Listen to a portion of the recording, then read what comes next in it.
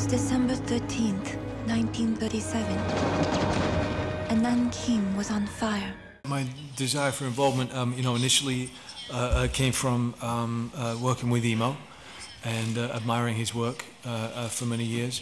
The novelty of working on an entirely Chinese production, something which was, about 60% Mandarin, 40% English.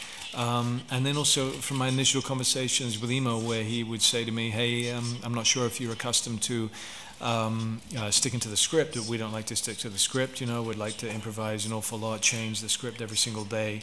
And enjoying that. I enjoy that kind of filmmaking greatly. You know what? Who cares about the cultural differences? The thing is, the wonderful thing is with this, with being an actor, is that you work with so many different directors, and each of them have very different styles. So Yimou is just another director, an extraordinary one, but another director with a different style. And I've always come to find that even with English-speaking directors, that it has to go beyond the language. That an awful lot of people will talk, but when they come to doing it, it's very different than what you expected. And so there's no better way of learning how to work with somebody than by actually doing it. And so there wasn't much difference here than I've always found. What I enjoyed about this as well, though, was that with Yimou, I wanted to show him just different examples of each take. I understood that there was a different cultural expectation, possibly, in terms of drama, and Yimou was always very open to that. I was very grateful to him for that.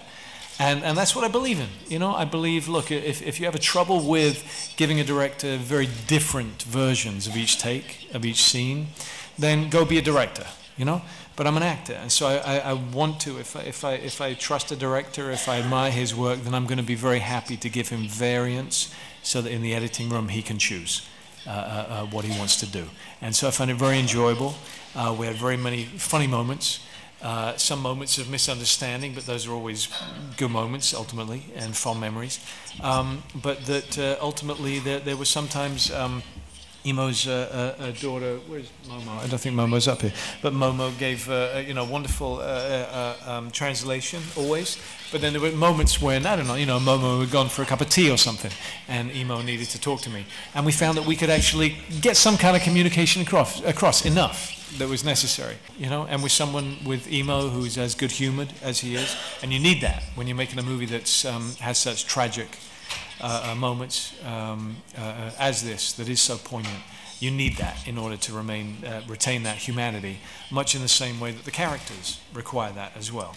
Nobody can endure that amount of drama and emotion in their life 24/7. You have to have a break from it, no matter how serious the circumstances are.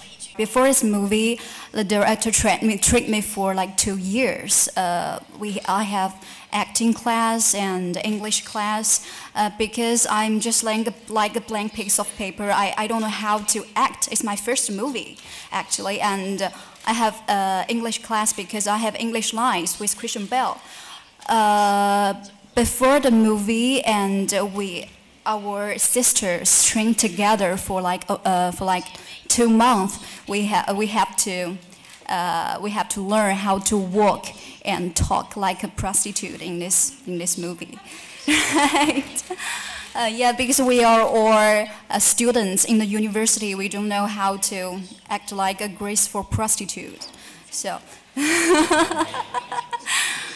Yeah, and I think the point is we trust in the director. I had the book The Rape of Nanking on my bookshelf for many years, but certainly is a fascinating and tragic moment in history, in human history, and something which not many people know about. That was astounding because you kind of get these blinkers. Once you do know about something, you feel like everybody knows about it. You make that assumption, and every time I would mention it to anybody within the States when I was preparing to work with Yimou, and Yimou had sent me a wealth of information and research about it, it always stunned me how little anybody knew about it.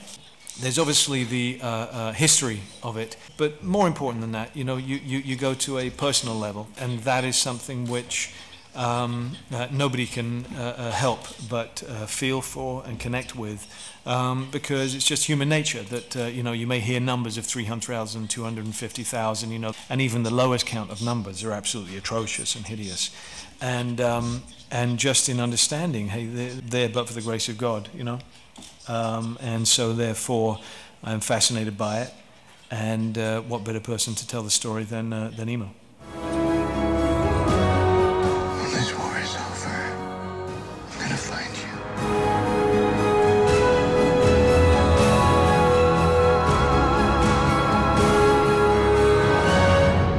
What you did today, it makes you a hero.